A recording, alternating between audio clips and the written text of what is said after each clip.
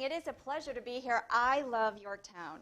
When I helped create the Stellar Communities program, and when I saw Pete at our workshop, I was so excited. I was like, I've always wanted to work with Yorktown. But you know what? Yorktown has a problem. You all are too great. I usually go in when people need help because 51% of their population are either underemployed or not employed, but they're low to moderate income. So you all, I never got really a good chance to come and work with you because you all have so many great things going on. I did a lot of work in Daleville, and Daleville has just taken off lately. I don't know if you've noticed what's going on over there, but your neighbors to the, what is that, north? So, whatever. I'm so directionally challenged. It's just so funny that I have to travel for a living. Thank the Lord for GPS. That's all I got to say. But they are doing a lot of great things, and every time I would come, I would think, oh, this is such a cute town. I want to work with Yorktown. I want to tell you that Indiana Main Street is what you're missing here. It's like the only thing you're missing because you're just not getting credit for all the great work you're doing. There are people, Indiana Main Street was, who remembers the 70s? I remember being a senior in high school, and I'm from the region originally, Hammond, and there was, the buzz was there's going to be a mall. What's a mall? What's a mall? And then to a teenage girl, you say it's shopping, all in one place, no coats. I was like, oh, it's heaven. And I couldn't wait. I can remember my very first visit. It was a date. And I mean, the rush of when I opened the doors, it was like, oh, I'm home. I love it. But unfortunately, what that did to all the towns with their cute main streets and everything, what they started noticing back in 1976 was the decline of all of our main streets. People started going to the mall, one-stop shopping, as opposed to going and shopping local. And so the Historic National Trust said, for preservation, Historic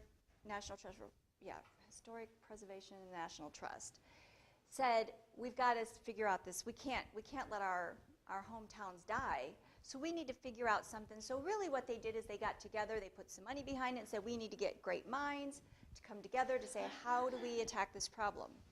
And what they found was people, and this is what I know in my former business, my former life of coaching and being in the health and wellness industry for 22 years, I know you can't tell people what to do, but if you create an environment for them to learn and for them to discover and to grow, they will come up with so much better answers than somebody telling you do A, B, C, and D. But through almost 40 years now, they have come up with pretty good program that is a proven method about how to get communities to go forward. Now, again, as Buffy said, it's not about the money. It's not the money that we found that really made the towns work, all right? But I can tell you this. I have 14 counties, and I used to cover the entire state. And why I couldn't wait to get this job was because I covered the entire state. And I don't know about you, but getting up at 3 a.m. to drive 3 hours for an hour and a half, well, actually sometimes 30-minute meeting, and then driving 3.5 hours back was not my idea of a fun day. So when I could get 14 counties, which sounds like a lot, but I could focus on, I was really happy. But during all this travel in Indiana, what I've discovered, and I also lived in Houston for 25 years, so I know pretty much a town that's viable and working as opposed to not viable and working. And I can almost tell you when I drive through a town if they're in Indiana Main Street or not. Even without seeing the designation. Because what they found during this program is that your downtown is a calling card to your community. I'm going to say you all are on the right track. I see all the promotion. I see all the people being on the same page. I don't get that in a lot of towns, all right? That's what's so exciting to me, to see you functioning at such a high level already. This would just be another feather in your cap, a way to put you on the map, and maybe give you one more tool to use in your community at your disposal. And we say this very quietly, there might be a little money for Indiana Main Streets even if you are not 51% low to moderate income. But that's not the reason to become an Indiana Main Street. So when I heard all of you stand up, I'm like, oh, they get it. And what I do is make sure that you understand that it takes very little to take what you're doing here today and that you've been doing and realizing that each of you are your calling card, right? Just what you were talking about, give out this card, tell who we are. You've got to tell your story. The Indiana Main Street helps you tell your story better. Now, I work for the Lieutenant Governor in the Office of Community and Rural Affairs, okra, not the vegetable, because that is just, no. Okay, yeah. So I'm sorry if people like okra. I'm just not a fan, sorry. But we have a lot of programs at Okra. We do. But the one that I see really consistently deliver over and over and over is this Indiana Main Street.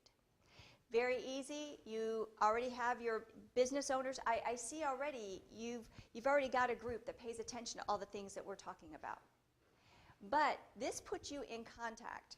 Once you become, it doesn't cost anything to join. Even better, right?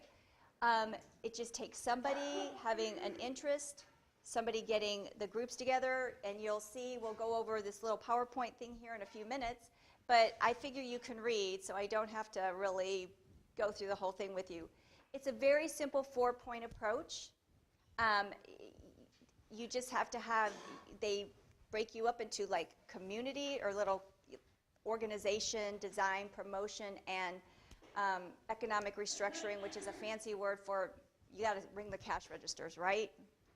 But what it mainly does, what did I hear you say all earlier? I met someone at a networking event. I met someone, right? Well, when you become part of the Indiana Main Street program, you meet a lot of someones across the nation. And it puts you, I also heard social media, websites, those kind of things.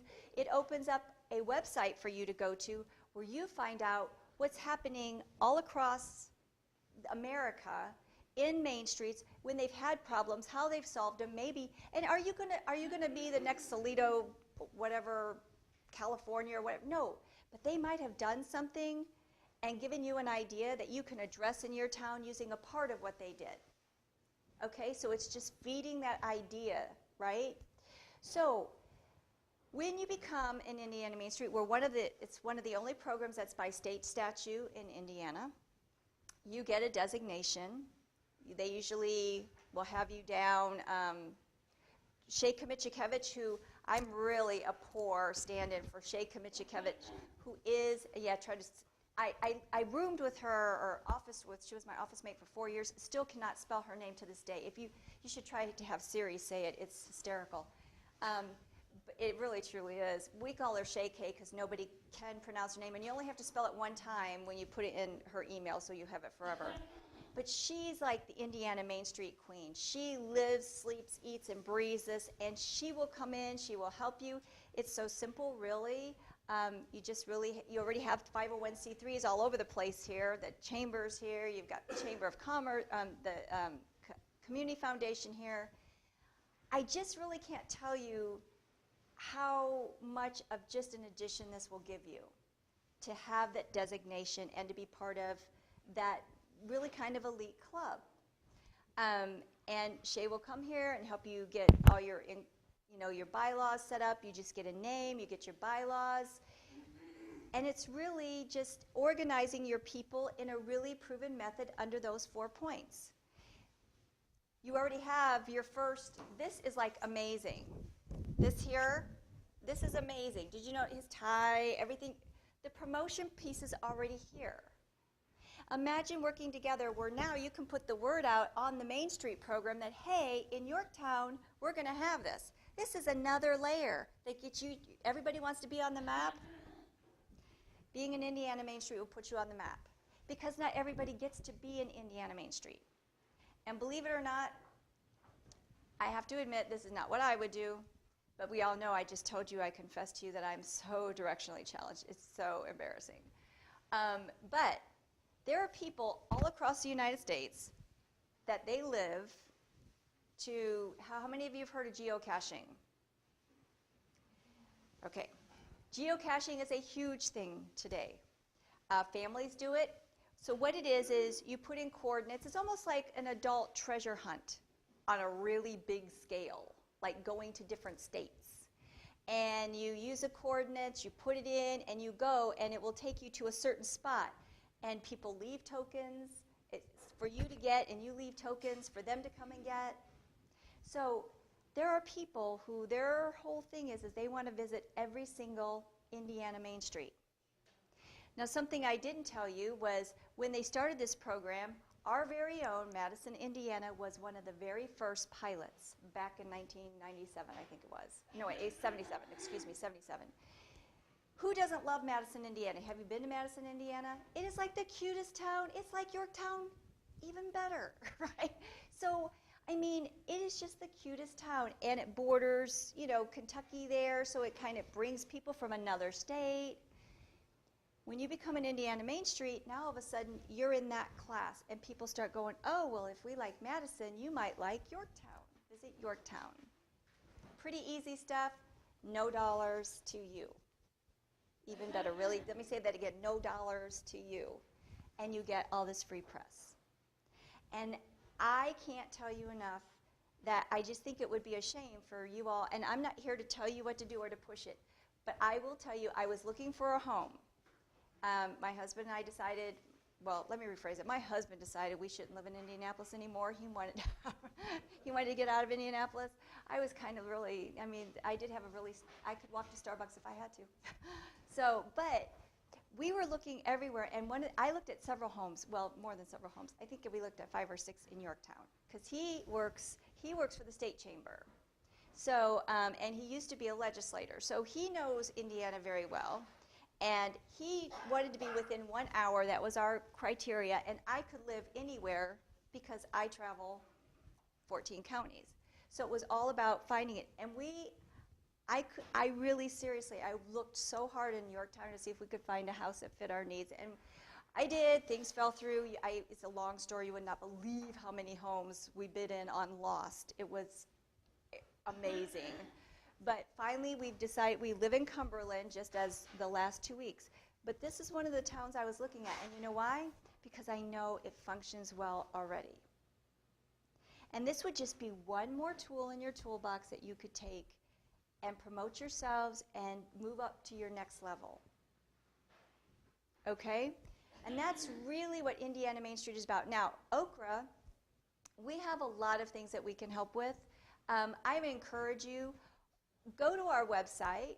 It's really just easy. It's www.ocra.in.gov. Check out, every now and again we put things. We just had something, when I see what you're doing here, not every single one of our programs have to meet that threshold of the LMI. And we just had a program called PBIF. I'm sorry, I know I speak in acronyms. I swore I would never do that, but when people talk to you that way, it's like it becomes your language. I think it's Place-Based Investment Fund. Yes, Place-Based Investment Fund. What that is, it's an opportunity. It is a grant opportunity. It is a dollar-for-dollar match. So you have to have skin in the game, but it's taking a place that used to be vibrant, has maybe gone down, but now you have another idea where you hold festivals or maybe you hold events, doing something unique that pulls in. It's a partnership with the Office of Tourism. Now, the reason why I'm telling you this is I hear that there might be another round of that coming up soon. Okay? So go to our website and look. I would encourage you to put something on your website or on your computer that would just remind you once a month to go to our website and say, hey, has anything changed and different? Because they're always, making new things. Now, something else. We are about to come out with, and this is like not public knowledge yet, but I think we're close enough I can say this without, going to jail and not collecting my $200 or anything. But I heard about you have jobs, but not enough people to fill them. And we are working on a program to address that problem for workforce development. okay, with some other partnerships. So be on the lookout for if something like that develops, and if not, disclaimer here. But I'm pretty sure that's going to be rolling out, and that would be something that you could take advantage of. So what I do know is the Lieutenant Governor is very passionate about rural communities. She employs people like me because she knows that she's only one person, even though she's a fantastic PhD engineer that, you know, is for women and everything. She's only one person.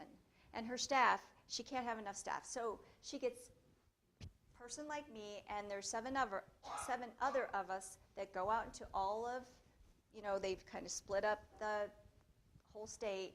And if you have questions, please do not hesitate to call me. If you can't find me, you can contact Buffy, you could contact Pete, and get my contact information.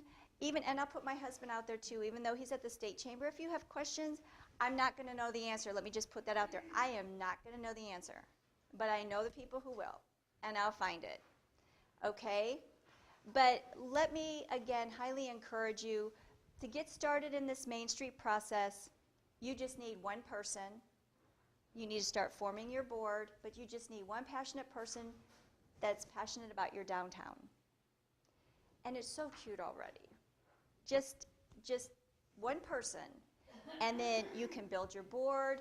You will go to our website. You'll actually write, whoever that passionate person is will just write a letter to Shay Kamichikevich saying, I'm interested. I've really already been here twice. They usually call it a 101. So I've talked to some other people about it. It will be a very easy process. She will come in. There'll be like a board development thing. She'll walk you through getting a name. That's all you have to. And please, when you're thinking of your name, and I know for some of you that's heard this before, I'm really sorry, but please do not name it something ridiculous. I'm sorry, like Logan Sport. I worked for the state, and I'm not exaggerating, literally for 2 years before I would always hear them talk about Logan's Landing, and I'm like, is it a restaurant? Is it a marina? And I would not admit that I didn't know this, and I finally found out it was their Main Street group. What? You know, Main Street was nowhere in the name. Logan's Landing. Does it not sound like a restaurant to you? I'm sorry. Not to make fun of, you know, Logan. They're a very wonderful community. They're not my section, so I can. But, I mean, you know, don't make it something Yorktown, but have Main Street somewhere in it so people know that it's an actual Main Street community. So when people are looking where to go, where to visit all the Main Streets, you're one of them. And by the way, we have a lot of towns and cities in Indiana, and there are only like 130 something Main Streets right now. And some of them, by the way, might be coming off because you have to have a standard. I think Yorktown has that standard. Let me say that again. I know Yorktown has that standard. So this is something free, something that you can do with just a little bit of organization that you clearly already have. So if there's anything that I can help you with to get you into this process, please call me. I'm happy to help in any way that I can. Is there any questions that you might have for me? Bless you. Any questions, concerns, comments? Think of something valuable? I want to just encourage you to keep up the good work. You are a prime example. I wish I could just like bottle you up and take you and say to some of my communities going, here, just do this. Because you really are that great. You really are. Can everybody get better? Yeah, and that's what I want to help you do. So please never hesitate to call on me. I'm also a trained simplex problem solver. That's probably like my most favorite thing to do is if you've got a situation you really just can't, you know, you need that outside person to come in and facilitate you through that. I love doing that. That's like fun stuff for me. So please don't hesitate to let me know any way that I might help. And I want to thank you so much for having me. I'm really excited to get to come and talk to you today. So thank you.